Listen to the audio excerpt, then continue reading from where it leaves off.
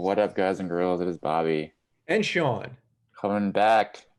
Although not back, just continuation of the weekly Cronus Cast. at this Uh, point, you get them when you get them. yeah, no more we're backs. It's just we're here and you guys are it. You just get them. Yeah, we're present.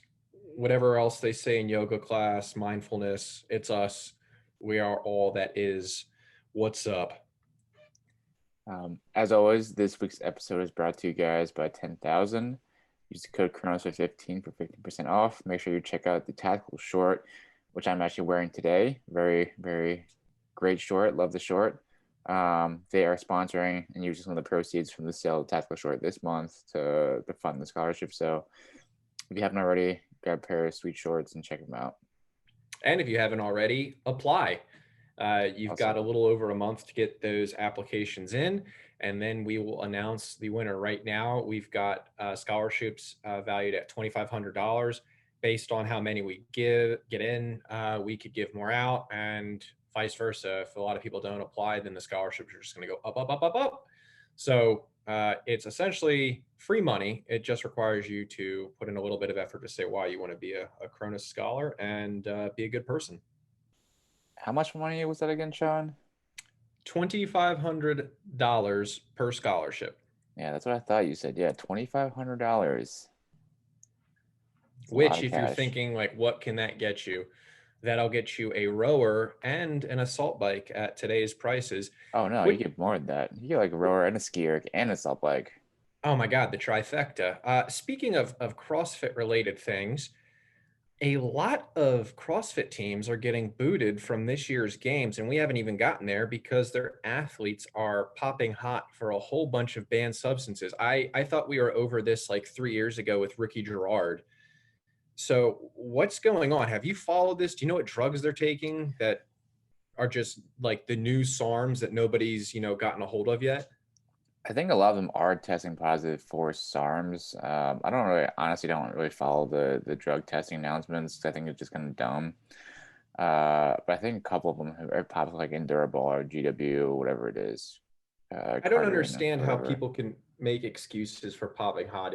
If Division One athletes aren't popping hot, how are you going to say you're a pro athlete? And this is why I think CrossFit is just kind of not going to be as popular as it was back with the Rich Froning days, because you want to say it's a professional sport. These people are popping hot more than like the MLB with Mark McGuire's era. It's unreal. Yeah, they always say like, for like drug tests are pretty much like intelligence tests, and if you are juicing, it's very easy to cycle off before you go to competition, especially at CrossFit. Like, they only pay for like, the top of the top, like your podium level athletes to get randomly tested throughout the year. That's a very, very small percentage of people. So theoretically, like you could juice all year and then cycle off like a month before you show up to competition, crush competition, test, you know, pass your test, and then continue the rest of the year and the rest of the competition cycle. So like, I think it's kind of a on that aspect, I think a lot of people that do test positive, there's probably some aspect of like supplement content, like supplement contamination, or not pure supplements that people are taking. Also, just like I think CrossFitters also have like um, a propensity to do like the trendy kind of new age, like micro boutique supplement companies and supplements, which from the supplement industry, it's all unregulated, and for the most part, unless it's like a large supplement company, something like like a GNC brand or whatever, all their supplements are coming from a large plant that gross like mass produces every supplement, ranging from your vitamins to proteins to actual performance enhancing drugs. Usually come from China or other like India or some other Eastern Asian country where contamination is a real possibility, especially these facilities aren't cleaning their equipment between batches. It just takes a little bit of contamination to essentially contaminate an entire batch of protein or what have you. So, you know, as far as that goes, I also don't, have sympathy for the CrossFit athletes because, Hell no. are, if you say you're a professional athlete, you should probably pay the actual like $5 or $10 it is for the safer sport supplements, things like, like C4, Safer Sport, like all like the bigger companies that are safer sport, which are, third party tested to ensure they're not contaminated. But you have like athletes that try to like get these sponsorships from these like boutique supplement companies that want to like push the envelope and say, "Ooh, look at this like supplement. It's good for like my adrenal health and like my overall mood and stuff. It's like my recovery." Well, it's like the people that are surface level knowledge based where they will throw out those big scientific words, and it's the what's that paradigm, like the less you know, the smarter you think you are, the more you Yeah, the know. Dunning Kruger. And it's exactly that point, and they will constantly quote all of these health effects of whether they're plant-based diet, or it's essentially you've watched one or two documentaries and you think you're smarter than the system. And what I totally dislike every single year whenever we deal with one of these athletes popping is the excuses. Ricky Gerard, I think, came out and said, "Yeah, I was on it." I mean, I think he gets caught during the behind the games or whatever the annual Oh yeah, yeah. CrossFit movie is. His brother's like handing him a vial of like the SARMs. Like it was right there. But these people saying, "Oh, I was eating horse meat in Iceland. I had no idea."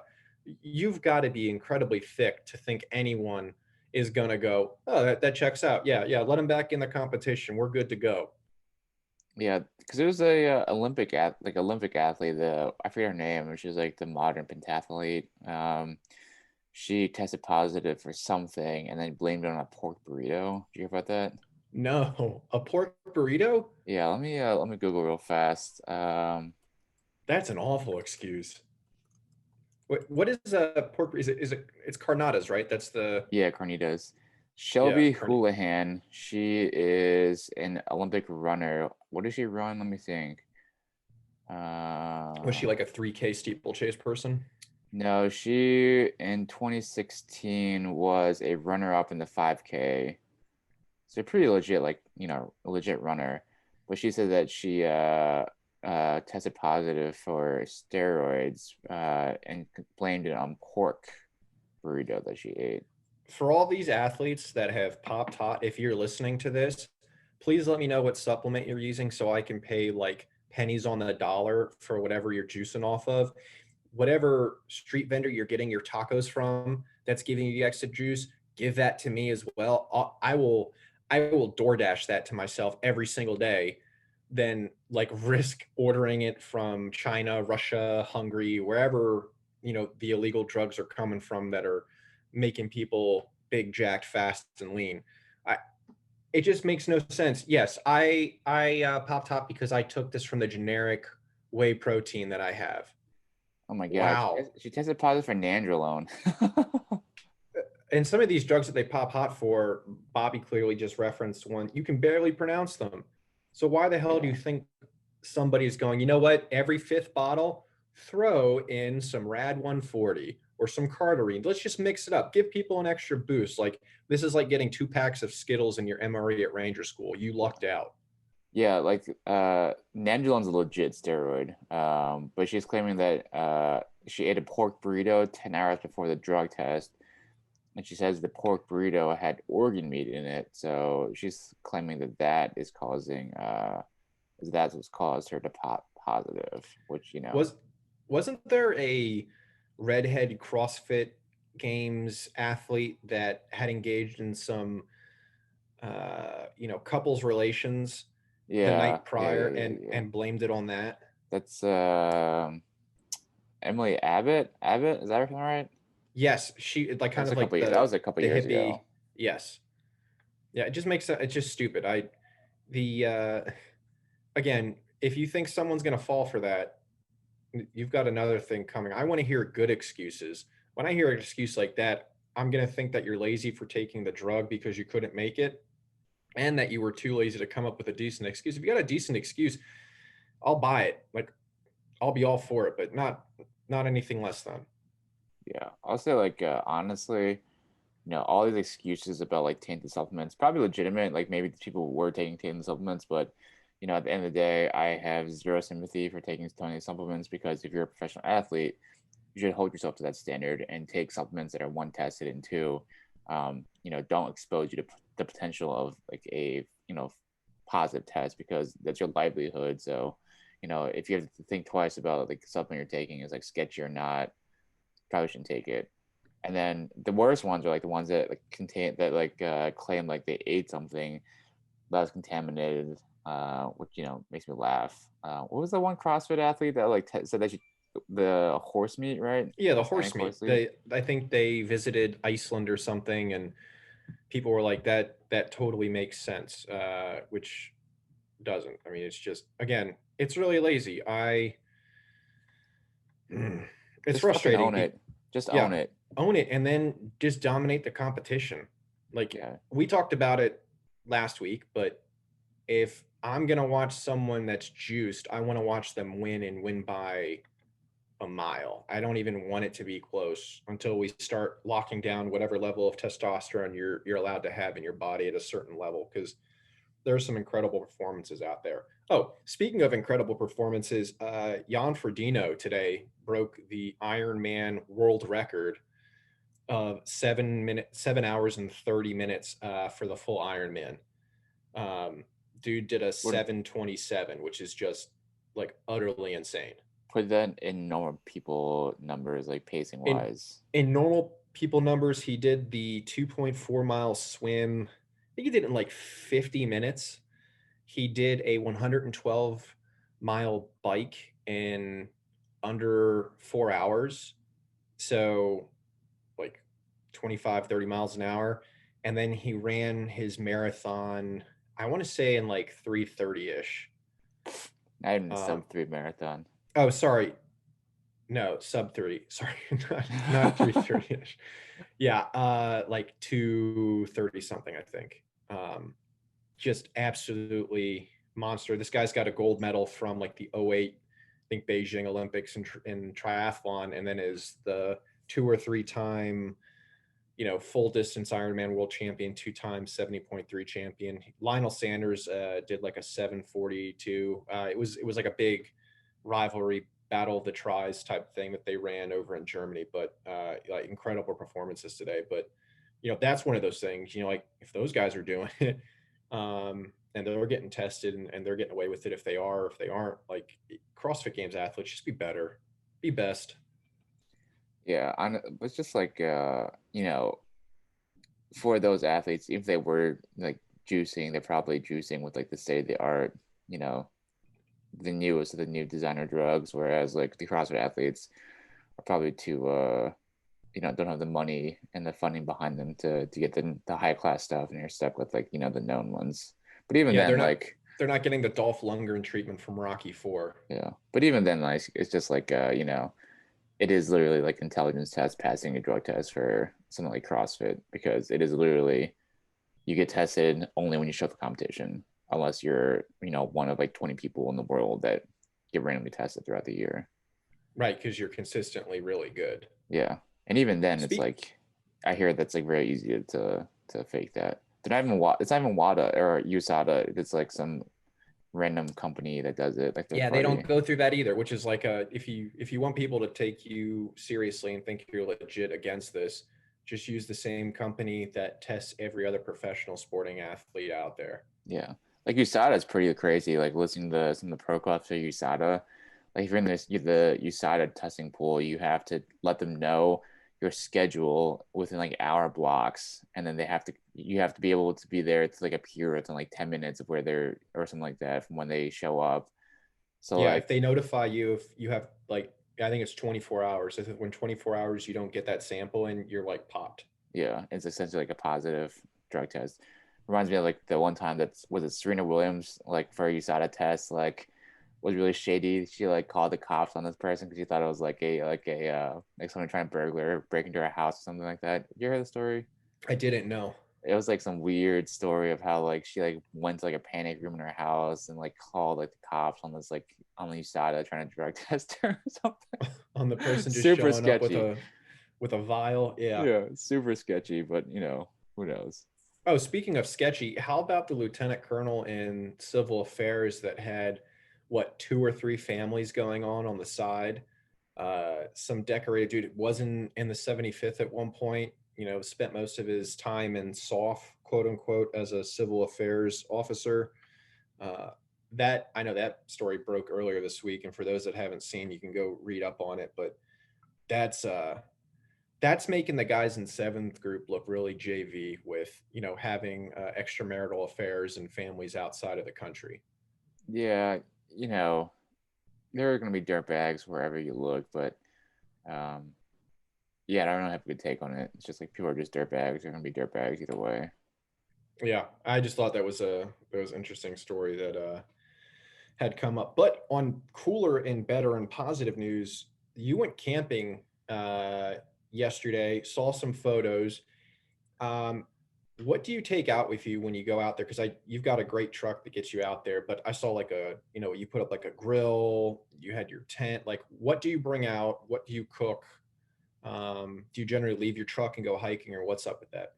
So I will say that, we haven't gotten super into the woods figuratively and literally in terms of like backpack hiking and things like that. That's kind of the next step that we're trying to get out to. But this last week on Friday, we just drove out to like Rainier Park, like a campground, and brought everything in the truck bed and just camped out the truck essentially. But we had the tent. They actually had like grill, like a fire pit in the state park. In the state parks, we just use their fire pit. Brought some wood, some fire stuff, some food, brought the Yeti. So do you Just just like keep everything in like a big cooler and then you just take it out and yeah. We just had a little glamping, as I like to call it. Not quite backpacking camping yet, but I think that's on our to-do list. Probably this next month or next month and a half or so before it starts getting cold. Start doing some backpack hikes and then camping out the backpack, which isn't I don't know, a whole other skill. Honestly, the entire time I was just flashing back to Ranger School and like some random shit. Ranger School, I was like, I cracked a chem light. I was put on top of a tent. I was like, wait, why am I cracking a chem light to put on a tent? I Like, thought it why am was I doing this? like a really sweet setup for people that want to go glamping. Um, again, there's so many activities that you can do out there, and there's ways to do it where you're not dropping, thousands of dollars. We Oh say the yeah. same thing on fitness programming, but you can get a 2 to 4 person tent for $150, Hmm. $100 used.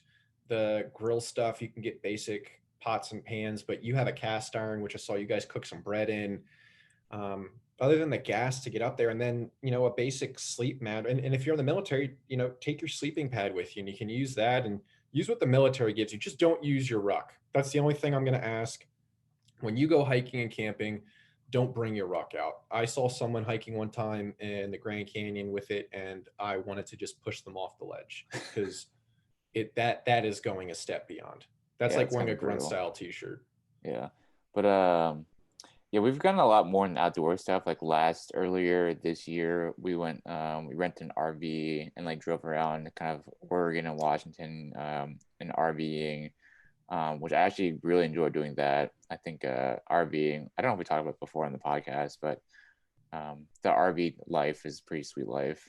Oh yeah, my parents want to get one. So there's three different types of RVs. There's the, I think, Class A, Class B, Class C, and a Class C is like your towing type, right?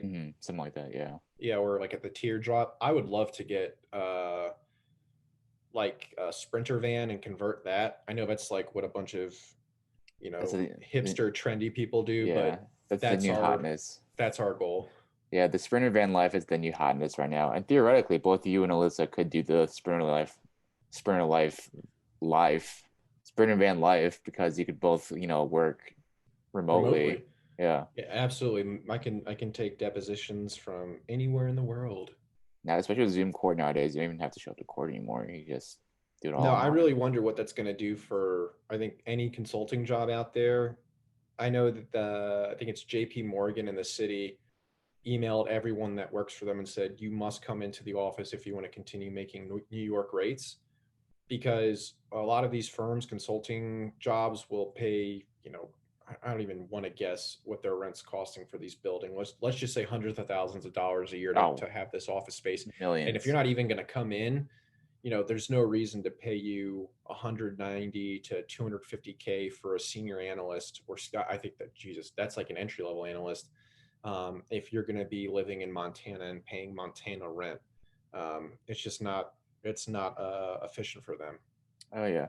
No, I think the sprinter van life is pretty sweet. When we uh RV'd, we actually rented on post.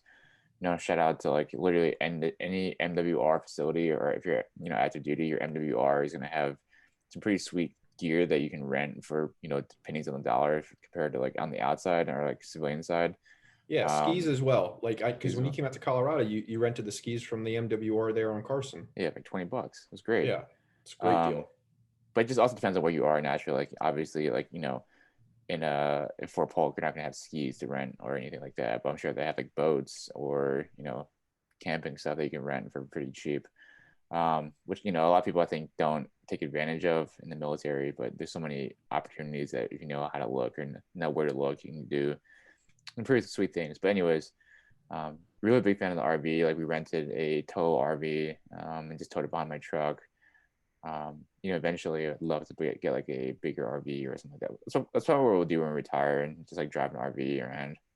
My parents want to do that, and my dad's probably 2 years away to 3 years away from officially retiring.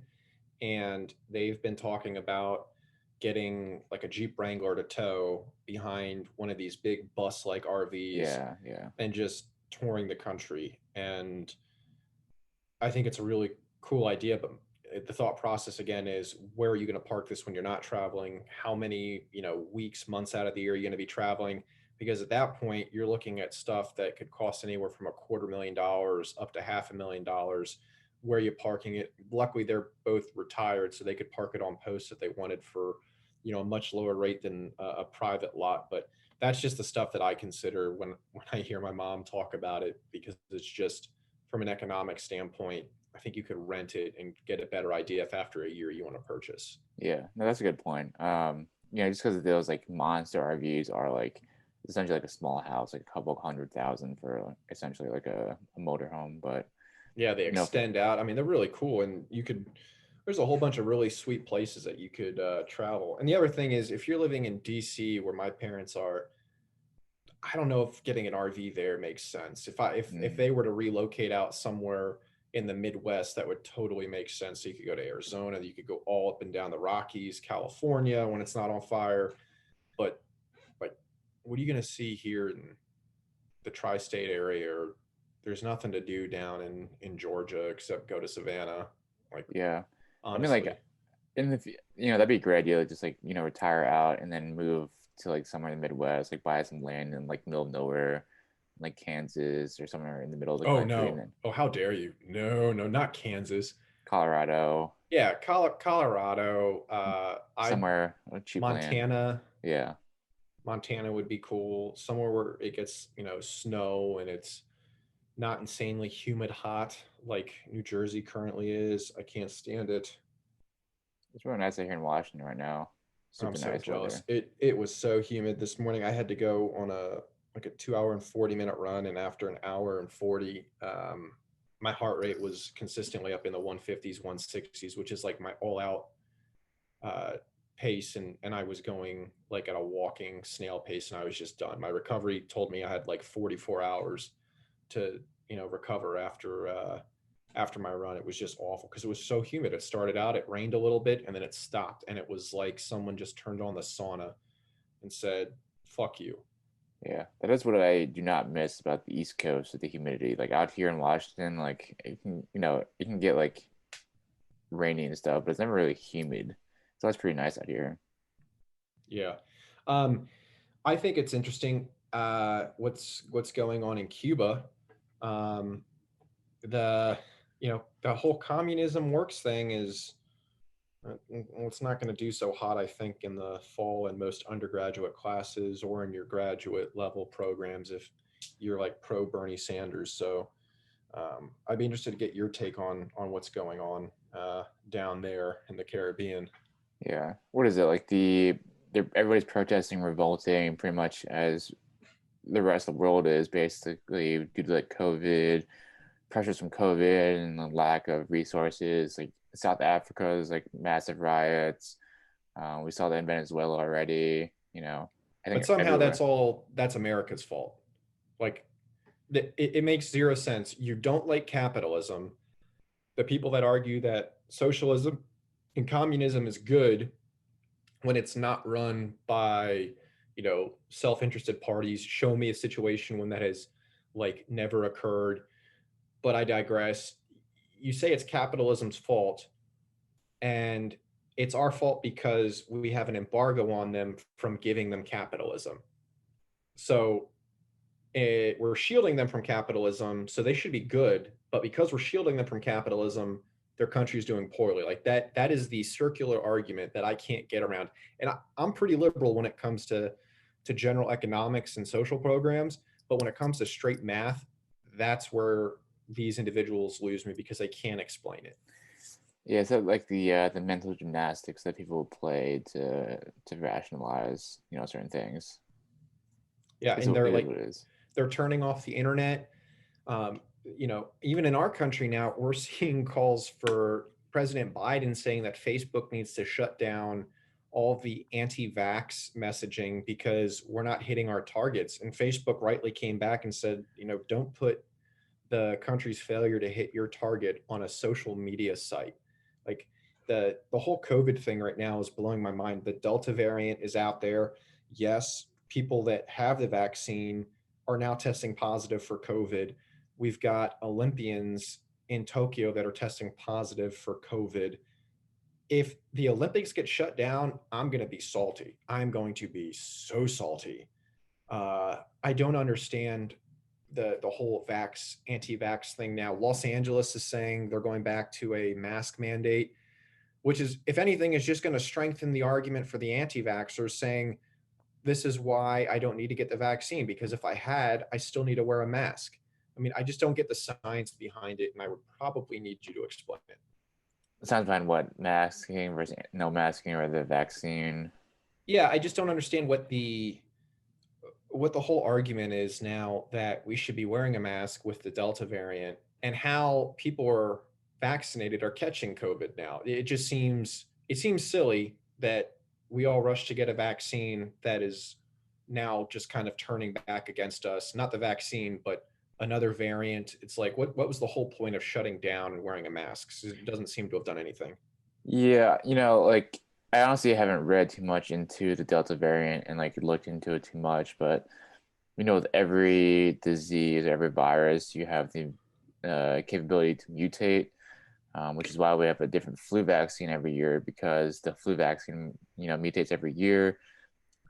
And then especially with the COVID vaccine, the target was the spike protein that's on the virus envelope.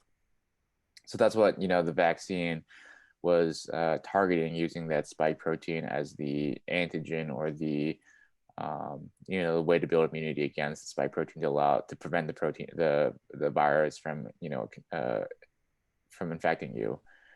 But then I imagine with the Delta variant, there's probably some new genetic uh, modulation or new mutation that allows the spike protein to be different or not the same, that such that the vaccine is no longer effective against it. That's just my without doing any research and actually reading about it, that's probably what happened.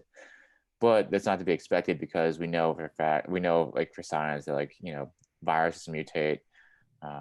They change every year or so often, and it's very hard to create a all-encompassing vaccine against it, which is why we have the flu drive. Like flu vaccine changes every year, and then the flu vaccines literally just based on predictions of what next year's flu strain is going to be. That's why some years it's beneficial, and some years it actually doesn't do anything. But that's just kind of the thought process behind it. So you could probably argue that the reason why the Delta variant is coming back is because we had such a poor vaccine response that the virus is allowed to kind of stay around essentially and pick up mutations along the way, and then eventually after it's out in the population, it pick up this new mutation that now makes it resistant to the vaccine. Right. And I think it goes back to what we talked about, I mean, like a year and a half ago. I can't even get on the COVID timeline any longer because I don't know where 2019 and 20 ended up. But the people that were always anti-vax and are still anti-vax point to the people that are dying are the elderly or individuals that have, other comorbidities. Is that the right word? Comorbidities, yeah. Yeah, Comorbidities. comorbidities. And so if you're a healthy young individual taking the vaccine, you're arguing that I should be taking it for the health of others. And so when the vaccine is not stacking bodies up to, a level that people think of when they look at smallpox, when they look at the 1918 flu, and then the government comes around and can't get its messaging straight and then forces everyone to get a vaccine, and now we're kind of regressing and going back to having to shut down again. It's just mixed messaging. So I can totally understand people being apprehensive to want to get a vaccine, especially if now with the Delta variant, having a big uptick in those unvaccinated populations, we're not yet seeing the huge death spikes that we had under COVID because the people that needed it the most, the elderly, are probably generally safe now because they've gotten it. The out of shape individuals that had the comorbidities got the vaccine, or generally most of them did. So we're not, so it's like people are getting it, but it's not killing them. So it just goes back to, did we like hyperinflate how dangerous this flu is? And if we didn't, then how come COVID-19, the Delta variant, isn't just running buckshot through these communities in America and we're just like losing space in morgues? I mean, like that's like the argument I can totally see and totally understand. Yeah, I think a good portion of kind of, the I guess response to COVID has been, media driven in the fact that, you know, clicks or like headlines drive clicks, therefore driving more revenue to to media companies. And whether we like to think about things like this or not, but there's always a financial incentive for these things. For example, like the COVID vaccine. I can't imagine how much Pfizer or Johnson made off this vaccine. Oh yeah, and but that's something that people say, we're just paying into it. I'm paying for the profit. Okay, like you're also buying an iPhone. Like corporations run the place. Don't get mad at a corporation just because it happens to be the market leader at making something that everyone wants. That's just being a baby. Right, but my point is that there are, ulterior motives driving policy, lobbying and what have you that probably play a larger role than, we'd like to think that, the government and regulatory agencies have our, best interests at heart, whereas people are people and, people are fallible. Yeah, but I just think it's dangerous when we have individuals advocating for social media platforms or news companies to take account for what they're putting out or what others put out through their platform. Because Jen Psaki came out quoting a study that 65% all the anti-vax stuff comes from just 12 accounts. I don't know who the 12 accounts are. I think we can all guess, what political affiliation they have. But in like freedom of speech, we shall make no law respecting or establishing, prohibiting free exercise thereof. Like that language is pretty cemented in our history. And so just because it is, of low value to some people, like if we were to take that and push that to other areas of life, that would be like, minority candidates. And I don't mean race, but I'm talking like a, political minority. Their supporters could be excluded from the political process because either they won't win or because they don't have the financial backing to be able to go out and speak. Like it would just chill free speech. Like you should test speech from a utility standpoint, but overall, the market will kind of weed out the bad information from the good. And if there is like an ounce of truth to something, like you should allow or have the maturity to hear it out and then come up with a factual way to respond to it and say why it is right or why it is wrong. But like we're in this again very polarized area where we think you can't do something because like it's not how I think, so I'm going to cancel you, and it's on both sides of the party at this point. Yeah, I think that's kind of like a reflection of, I don't know, like maybe modern day society and psyche and culture is that, nobody wants to come up and do their own research anymore. Everyone's too content to, go to your Instagram or your Facebook and click on that one, article that has no information behind it, and it's just like a sensationalist article that's like that somebody has written up to, to polarize you to a topic. And very few people, whether it's for motivation or time, just don't want to do their own research and make their own decisions on things and do their own risk benefit analysis. Like at the end of the day, you're all, quote unquote grown ass people that can make their own decisions, but you have to make your own decisions and live with your own decisions, and do your own homework. And I think too many people are just falling into the trap of like listening to one person or one account or one news source for all the information, and that's blinded to the other side and the actual truth, because the truth is somewhere found between like all these little bits of pieces of all information. It's like amalgamation of all this, all these sources is the actual truth. But when you only listen to one person or one account or one company, you only get a side of the truth, not the whole truth. Yeah, and if your news source doesn't even have programs on its platform that highlight both sides of it, it's probably not a good news network. I think it was Bill Burr that recently went on a rant against CNN because President Biden is generally I'm going to say unimpressive from the standpoint of creating like daily headlines like President Trump was, with either his gaffes or just saying something outlandish. And CNN is clearly bored by his presidency. And so they're constantly just continuing to fuel the Republican Party of Donald Trump. Like that's the only thing that's making news. And so when people are upset that Fox News or these OAN networks are giving Trump another platform, it's like CNN, you're doing the exact same thing. Like you talk about the financial implications. I think like since President Trump has left office, according to Sean Hannity, the CNN viewers have dropped precipitously because nobody wants to watch the network because there's nothing to watch. And now that Trump's making a resurgence in Florida, it's like that's all of a sudden like 24/7 CNN. Like that's not a news network. And Fox does it, CNN does it, MSNBC, and Bill Burr was right to critique these people because it's not a news network. They're just playing off, they're like a page six of the TMZ world of big cable broadcast. That is, the truth. And I'm hoping that one of these days, the mass market will speak, and mass media will finally get crushed. CNN goes away, Fox News goes away, Yeah, and but it's I just mean left that's with like that's when we independent. go back to the regulatory, like in communications law and information law, you have public ordering and private ordering. So if you have low value speech, just because it could be patently offensive doesn't mean you should get rid of it. But if there are private mechanisms that are in place, it's the reason why we don't have MySpace any longer, because people didn't think it was good.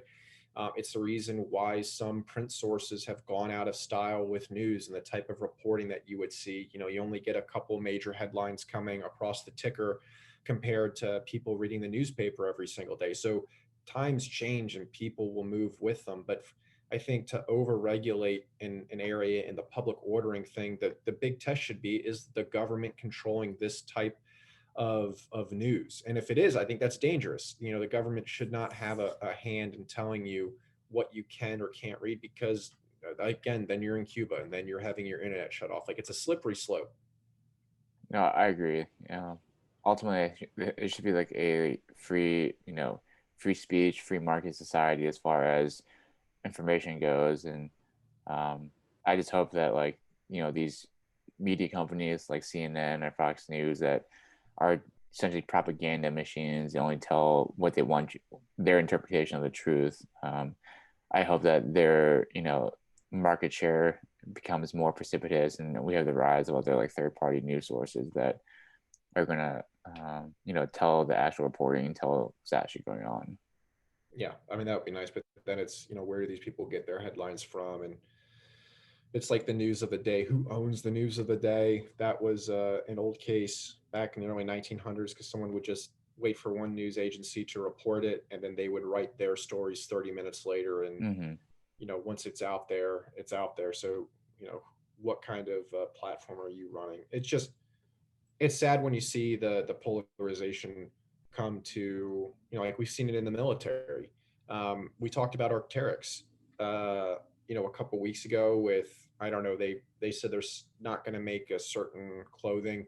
Um, Black Rifle Coffee, I think, was under heat on social media because one of their founders allegedly was donating to like a financial, not a financial, a political party like left leaning, and they didn't support Kyle Ritterhouse or whatever that teenager's name was that shot people up, and decided to go to a protest fully strapped.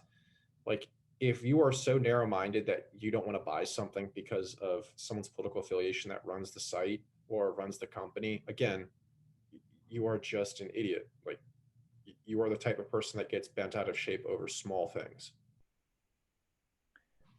But it's within your right to, use that to drive your consumerism Was choices. that It's well within your right to do that too, though. It's like, Oh, it's totally within your right, but you can't be shocked by someone else living their life and having their own freedoms. But if your consumerism is going to be generated off of buying into these companies, because you think they have a certain type of messaging, and then find out that they don't, and completely cut them off, even if you like their product, like that speaks volumes about you and how narrow-minded and weak-minded you are.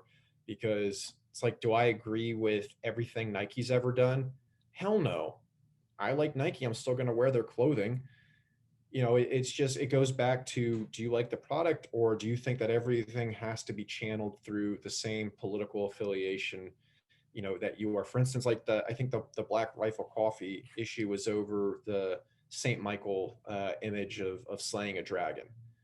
Um, Apparently, the story is, allegedly, that they were going to have a coffee that was going to depict, Saint Michael, because they're all about the military and the law and order community, or law enforcement community. Sorry, I'm getting the shows mixed up. But they heard, apparently, that white supremacists are now using the image of Saint Michael. And so because of that, they're like, we want to avoid using this. And now people are like, I can't believe, I wore a necklace that had this guy's, image on it for all my deployments. The law enforcement community loves it. And so, like, for you not to do that because you're bowing down to woke culture, I can't support you. Like, that's the dumbest thing I've ever heard. Like, if that story is true, or the fact that they donated to liberal candidates, like, I don't understand why that prevents you from buying their coffee if you truly like their coffee. yeah, no, I agree. Although I will say the Black Rifle coffee is not great coffee. I'll put it out there. Sorry. I don't drink the coffee, as you know, for the coffee bean. I like to play around with the different creamers that are out there, because I apparently have no taste for coffee like you do. Yeah. Good company that does good things for veterans, but not a huge fan of the beans. You know, Well, you're like a coffee snob. I drink like Dunkin'. That's my no, I am a huge coffee snob. Um, yeah, Yeah, to the extent that if you put creamer in your coffee, like, you consider that coffee ruined. yeah, I agree. Yeah, Well, see, I don't drink. that's not, well, it depends on what kind of coffee it is. If it's like a, like a Starbucks, whatever, like blended coffee, I'll put some creamer in it just because if I want like a tasty treat. Yeah, If I'm yeah, drinking, that's my morning. but I'm drinking coffee, I want to taste the coffee to get the different floral notes, the fruit notes, the stone fruit. I have this great coffee that I'm drinking right now from Irving Farms. It's a Yerba Cafe from Africa. I love it because it tastes like there's like a jasmine tea note to it, and it tastes almost like bubble tea. It's like kind of sweet. It's got like a tea, You like say it tastes like jasmine. bobo tea? Yeah. Oh, that was good. I was down near there, and I walked by the tea Integrity. spot that we Yeah. went to. Yeah, and I was like, why does that place look familiar? Oh, there's a line. Yes, that's where we went. That was delicious. Yeah. But I definitely have like a metric for judging tea or judging coffee, excuse me, and um, I am a big fan of. Have you ever heard of Trade Coffee? The company Trade. No. Basically, it's a coffee subscription site that just sends you coffee every however much you want, and it's like really good coffee. Um, so I am, kind of a coffee snob. And so this is how much of a coffee snob I am not. I usually like to rotate seasonally with like a pumpkin spice creamer. I'll throw that in for the fall. For the winter, I'm a peppermint boy. For the summer, maybe like an Italian cream, although I have gone to Almond Joy. I think I just got Almond Joy, in fact, when I went grocery shopping. Sometimes when I'm feeling extra crunchy and hippie-ish, I will get like an almond milk creamer, but it usually just tastes like shit, and I'm just bringing it out just to show people that I use almond milk sometimes because I'm so much better than them when it comes to health and fitness. But I love the candy flavored creamers because I know they're chock full of sugar, and I'm addicted. Yeah, I get the oat milk. Oat milk creamer is pretty good. I'm a big fan of oat milk. Yeah, I don't mind the coffee. My problem is with coffee is for me, there's a sweet spot for drinking it, and it probably only lasts 3 minutes. Because if the coffee's too hot, I can't have it. Like my mouth is just so perfectly built that if anything is too hot, it burns my tongue. I think I'm the only person out there that probably gets this sensation of something's too hot in their mouth.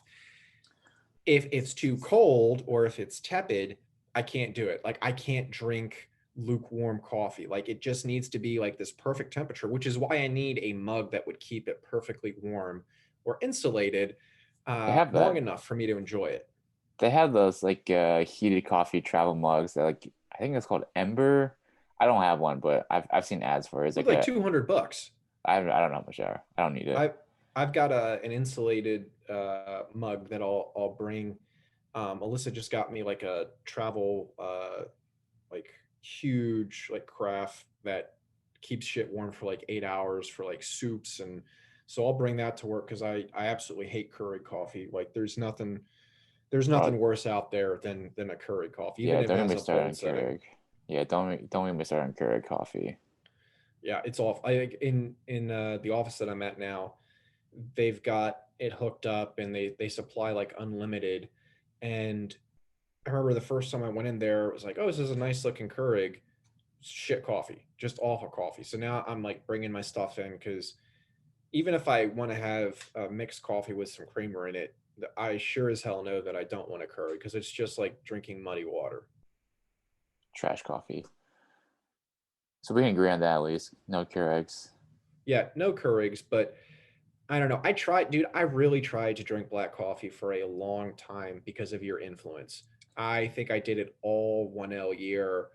I definitely did it that summer between 2018 19 when we hung out because you did it. And I look up to you and I said, man, if Bobby's getting these notes out of this coffee, then I certainly should train my palate, but I can't. I mean, it's like drinking wine.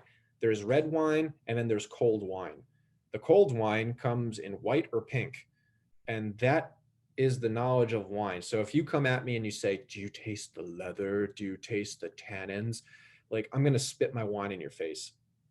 It's not for everybody. I'll admit, it's not for everybody.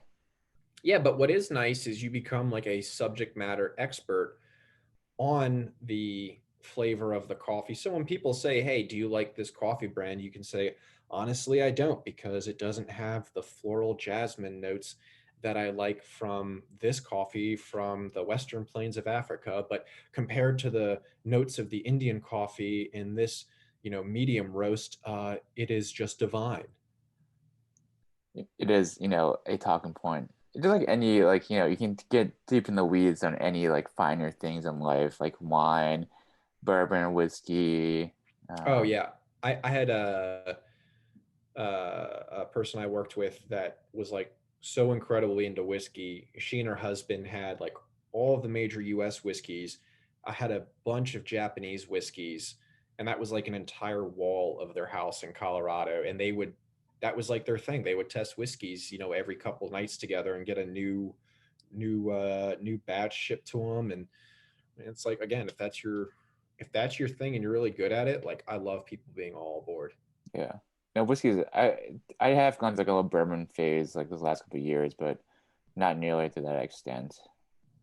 You know who goes through the bourbon phase the most, I think, are infantry officers that get into Hemingway, which is, I think, like a very, very small group of all infantry officers. But I think probably and you know what, they're probably all West Pointers too, I'll be honest. They get into their cigars. They know all the different types of cigars that are out there because they obviously have to knock their rings around on the weekends. They all know about the different I don't even know if there's a difference between bourbon and whiskey. That's how little I know about like the brown liquors. They could be rum for all I know. And then they really get into Hemingway and, what a dry sense of humor he has and the snows of Kilimanjaro. Like clearly I've read a bunch of his stuff, but I've never gotten into the bourbons that, go along with it. It's you Just West Pointers, man. just a hater. Yeah. We're Okay. taught. Speaking of hating, because I think we can both talk about this too. Uh, I apparently, again, guys, you can totally see we get all of our news from Instagram. People are complaining that if you don't have combat experience, you can't be a good leader. I think now the military sees a lot of people that don't have deployments.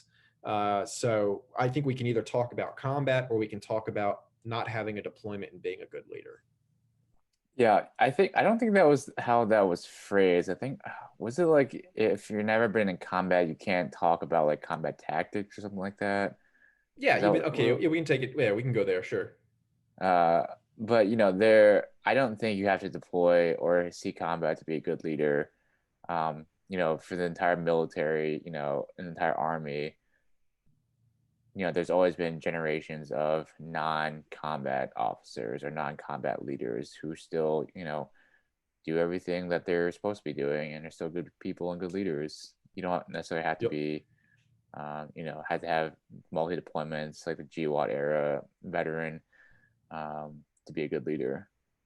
Yeah, I agree. And on the tactics piece, the the whole argument that you have so many people out there now that have their CIB or CAVs and they're deployed. So I would guess so many of them now were never actually in combat. It was from some inaccurate small arms fire or from some mortars that got lobbed.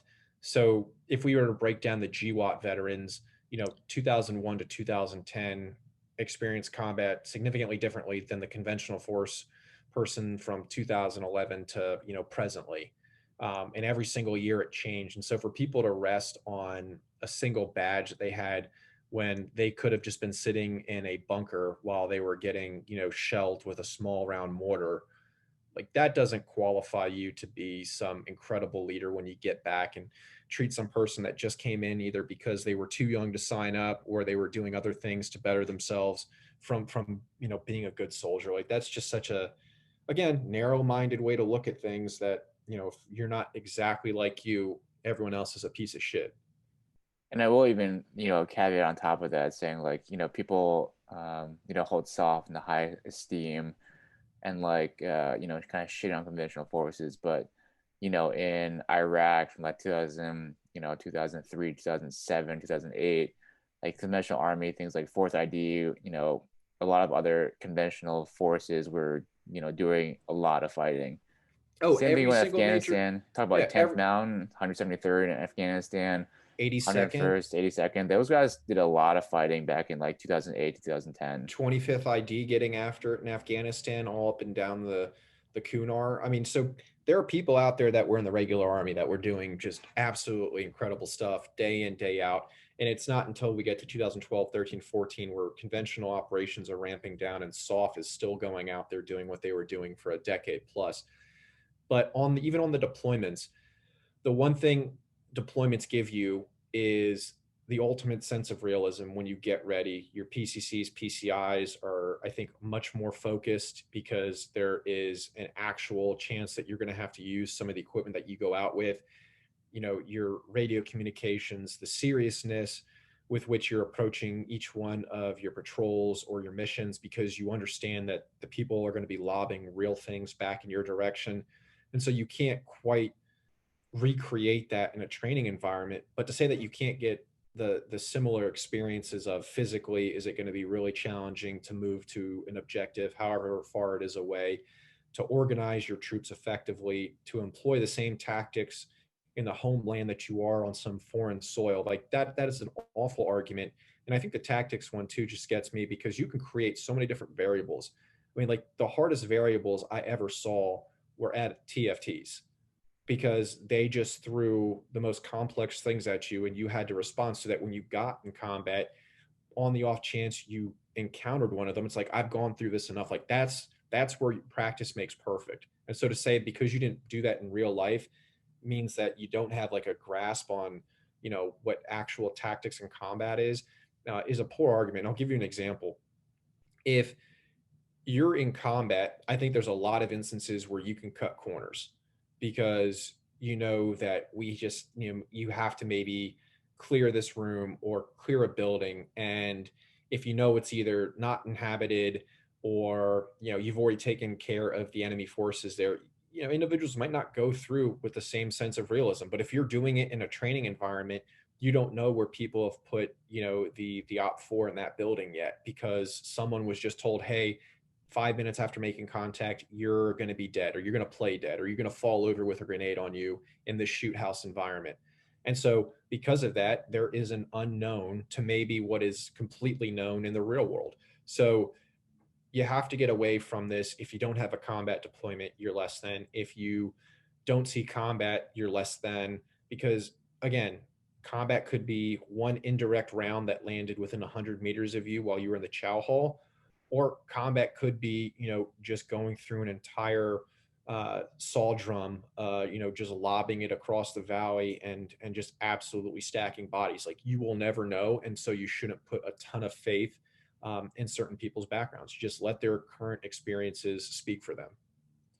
Yeah, that's a great point to make about letting, people's current like their current attributes and actions speak for themselves. Like you can tell like someone who's a good leader and who's not a good leader. And too often I think you run into leaders who kind of rest on the laurels, saying that I've deployed or I've done combat, like I've done this, like I'm God's gift to the army because I've deployed once and went on a mission or something like that. And then you have those individuals who rest on that fact and then become complacent in their training, saying that they don't need to train as hard, or they've already done it in for real life. Like, why do you need to train so hard in practice and training? So Right. you have good leaders who have not have personally experienced combat or done those things, but can still push and create realistic training experiences in order to create lethal war fighters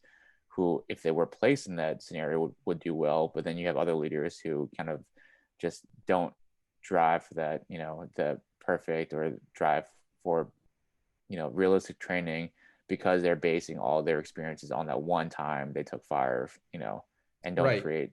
And then if you're on a deployment too, there's a huge staff that deploys as part of these organizations. I mean, the 75th has an incredible staff of either like pre-command captains or pre-platoon, waiting in the line, first lieutenants. Um, and then the same with conventional units at the brigade level. You're going to have a whole bunch of pre-command, post-command captains. You're going to have a bunch of field grades. They're either coming off of their KD time or going into it. You're going to have a bunch of NCOs that are helping run the place. So you could find someone that has 3 or 4 deployments and has never been in a leadership position on a single one of them. Every single time, their deployment was from the safety of a fob, and for the entirety of the deployment, or they're the only patrol they went on was driving from one fob to another.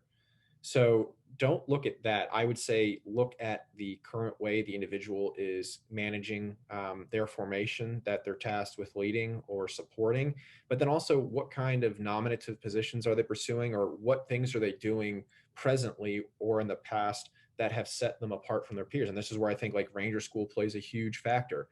A lot of individuals will never be able to deploy, and now that's over. So if you can't get a deployment patch or get some of these experiences that might help in creating realistic training, you should be bettering yourself with going to small unit tactic like courses, with going to airborne or air assault, and not just going to get a badge at air assault, but learning how to do sling load operations, going to Pathfinder, going to Slick. Like there's a whole bunch of courses out there. That's what I would evaluate someone off of, in addition to how they presently communicate and lead others, not whether they spent 9 months eating 4 meals a day on Pasab. Yeah. And that's like I think the trap a lot of people fall into is that, you know, I had it harder than you had it, or, I'm better than you because, just by sheer chance, was able to deploy with, 101st or 82nd to go sit on a fob in Iraq and pull security for, SOF going out. And somehow that makes you a better leader than the guys that didn't draw that deployment. Right. And the only thing that I see when you look at like regiment, where they are, for the longest while they were going like every year, these guys were going for 4 to 6 months. Like at that point, when you've seen that much combat in your senior NCOs, like yes, there is a clear difference. Like this person not only has the requisite skills to create realistic training, but when you go down range with them, like that individual is incredibly lethal. Like they've been in enough contact in some of these formations where they know exactly how to respond. And that's all it is an experience. You're going to get like a level-headed response from them in dealing with these variables that you have been training on when you come back. And in those very small, rare cases, as the Army is like, stretching further and further, with the, from the pre kind of combat to now just having a few select units experiencing it, like that's where it can make some difference. But for the most part, like for 90+% of the formations out there, it doesn't matter. Yeah, I always like to just remember. I always remember like my old FSNCO and second ID here. Like look at his, class A's. He had like 10 or 11 or 12 like combat stripes, just with the conventional army. And then you compare and contrast that with some guys in regiment who were in for the same amount of time who had, a significant less amount of deployment stripes.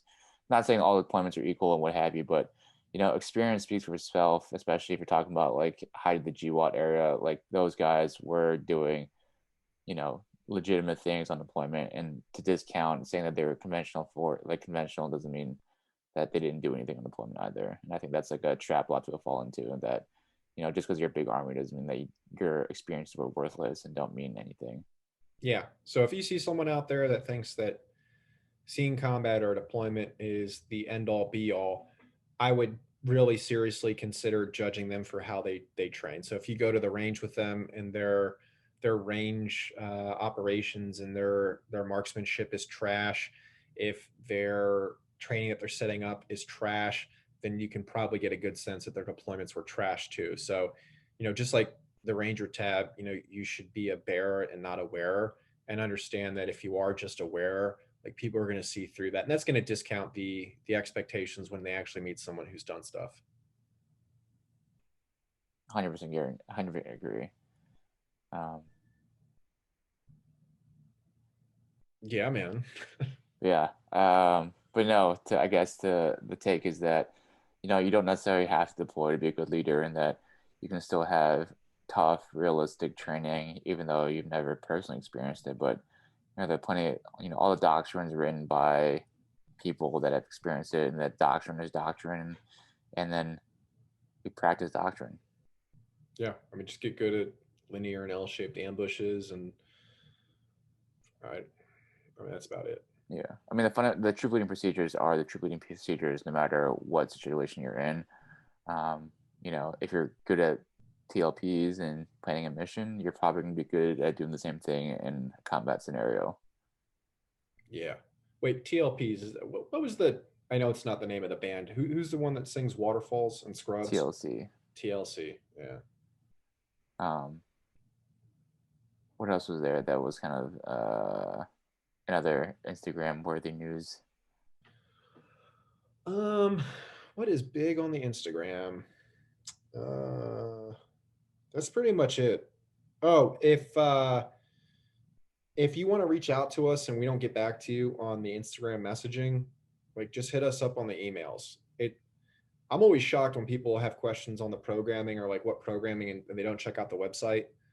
um, because like there's a treasure trove of free programming that you can get online that's there. Like Bobby put in a lot of effort when we first made the site to have all the acronyms listed. So just small stuff like that, like just our website's got a lot of it. And if we're not getting back to you, email either Sean at Cronus Fit or Bobby at Cronus Fit or James at Cronus Fit or HQ at Cronus Fit. We can very easily get back to you through that platform instead of seeing, however many sometimes dozen messages we still got to get to on the Instagram because we get a lot of spam. So sometimes it's hard. So we apologize if we don't get back to you as soon as you'd like. But that's just another way you can reach us. Yeah, in an ideal world, you'd have us working kind of full time at Cronus Fit, but for better or for worse, we are doing other things. So we're not all able to fully put as much time and effort as we probably should or could in Cronus Fit. Yeah, Bobby's out here sawing legs off, putting them on the wrong spot, and then doing all these weird tests on humans. That's what Pretty the point of sad. being a doctor is. Pretty sad. I was supposed to do a sleeve, a bariatric sleeve last Friday, but I got canceled. So it's kind of sad I didn't get a chance to do that. I don't even know what that is. I thought you were going to talk tattoos there for a second. Yeah, like a bariatric, a sleeve gastrectomy for bariatric surgery. Basically, where you take a chunk of somebody's stomach off to help them lose weight. Oh, like what's the layman's term for that? Sleeve gastrectomy. I don't know. Sleeve. It's even no. What's the one where like you just get your stomach clipped? Or that Oh, might be the layman's term. Or the gastric bypass. yeah. Bypass is a little more difficult to execute as far as procedures go. But I'm hoping to start doing some more bypasses this year as well. Oh, Yeah, yeah, totally. I might get one after the Iron Man. Sounds like a cool thing to get. the bypass. No, you know, I think bariatric surgeries are pretty fun surgeries to do. It's just that bariatric patients are typically kind of the worst patients ever. Why is that? From when I was a med student, one of the residents I heard said something like this, like, a bariatric patient is typically someone who has never had to work very hard in their life and has never really experienced hardship, e.g., they've, just always, ate whatever they wanted and lived a sedentary lifestyle to make themselves like 350 pounds. So like they're getting this surgery in an attempt of taking the easy way out. So they expect that recovery is going to be easy and that they don't have to work after surgery. Oh, well, that's not. Why should they have to work? Why don't you do better at the surgery so people don't have to? It sounds like you're just not doing a good job Yeah. from that angle, doc. Well, I will say that the surgeries are fun, but the patient population is absolutely miserable to work with for the most part. Because you get like a quarter of, I say like, a quarter of them do great with surgery and lose a lot of weight. Half of them do okay with surgery, lose some weight, then gain the weight back, and then get more surgery. And then a quarter of them just fail miserably and are just nightmares. And they have like all these complications and just like, don't do well with it at all. So, Well, I think that's what's made, we can bring this full circle to COVID. I think that's what's made COVID so frustrating to deal with because we have a population and we talk about weight loss remedies, for instance, with the bypass that makes it so people don't have to take the hard route. They don't have to count their calories. They don't have to get, 3,000 steps in a day. They can just say, "Oh, I'm going to get a surgery. I'm going to take this like super caffeinated drink, and it's gonna make everything better." And then when you look at COVID, it's like, well, what's the easy way to avoid this? It's like, well, it started with eating healthy and being a fit human. Like we would not be in a situation where 60% of our population is at risk because we're obese. But it's sad too when we think about healthcare because we talked about this on the healthcare podcast, like what healthcare covers now and why healthcare is so expensive because we have a lot of these surgeries that people can take that cost a shit ton of money, but really they aren't required. Like you don't need these are like kind of these elective surgeries because you yourself weren't taking good enough care of your body. Like it's like I could get a nose job, I'm not gonna, but like that shouldn't be covered by healthcare. yeah, like there are certain, populations where I think bariatric surgery is probably pretty beneficial to some people. For example, like like a 50-year-old person who's obese who like physically can't like work out to lose weight, but like some of our patients are like 20 years old who get like bypasses or like bariatric like procedures to like help them lose weight, which they are completely physically capable of doing exercise and losing weight. It's just like you know I can't believe that 20 years old getting these surgeries. It's just, that's terrifying. It's like so unhealthy. I've been watching on a side note of healthy. I've been watching this Australian real estate show on Amazon. It's like the Selling Sunset on Netflix, or $1 Million Listing on Bravo, but they show these shots of Australia and Sydney and like Bondi Beach. Every single person down there is just so fit. Like, I want to move to Australia on the other side of the world just because everyone there is like a top 10 model. They're just all like, some of them aren't good looking, but they're all fit. And you're just like, I don't remember the last time I ever went to a beach where everyone on the beach was fit. yeah, it's probably like somewhere in Europe or like not in America. That's for sure. Oh, definitely not Jersey. I mean, like, holy hell. Last time I was at the beach in Jersey, I thought it was going to tip into the water. Yeah, also like it's always funny like when you go overseas to like go visit, like travel internationally, and you like look around and you kind of used to seeing like normal sized people, and they come back to America, and you like look around and you're like, holy hell, like what are we doing here in America? Yeah. We need like a Sad. 40 days and 40 nights where the only light that you're going to be able to have are either experiencing it in your apartment or in a gym. Like, that's the only place on in society that you're going to have a light source, and the grocery store. So it's going to be like essential services. Like, you get them in your Subway, you get it at work, you get it at the home, you get it at the grocery store, you get it at the gym. Those are the only places that you're going to experience light. You don't get it anywhere else. So you have to spend time in the gym to be able to see. Well, they say with COVID that gyms aren't an essential business or essential service anymore. That's nuts. That, like, I never understood that, because it was like, what population is the most unlikely to be hospitalized from COVID? Fit communities. I just saw an article that said that fitness is perpetuating like masculine tendencies and toxic man culture. It's just like we're getting so far of people just demonizing being in shape, again, because I think people are just really upset that we're not holding Seth Rogen on the same pedestal that we hold Arnold Schwarzenegger. Like, that's the world I live in. I think, Chris Hemsworth's an incredibly good looking dude. Do I think Fat Thor is good looking? No.